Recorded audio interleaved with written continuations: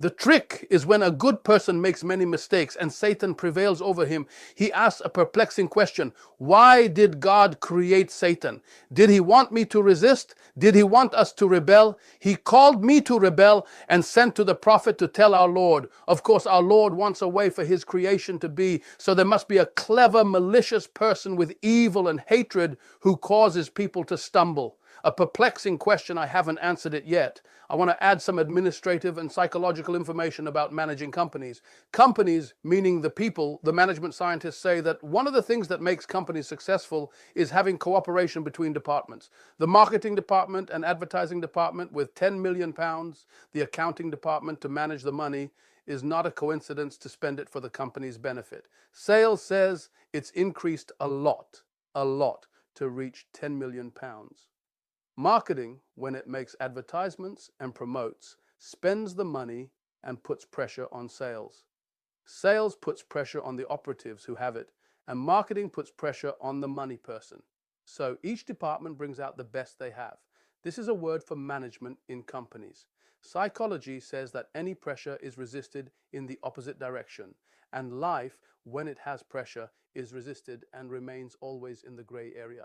People in sales, workshops and all want to wait so that the doctor, engineer and anything in society is respected. They must study difficult materials and take an exam every year to make sure they can pass the year to remove it. And there's an annual wedding ceremony to determine if they have reached the level of each college. We hope that their levels are in the average student. If anyone does a job, they must know how to do it, and there must be a measurement for that measurement to be better. What is there in humans? Satan is a measurement in the non-average level, not exaggerating.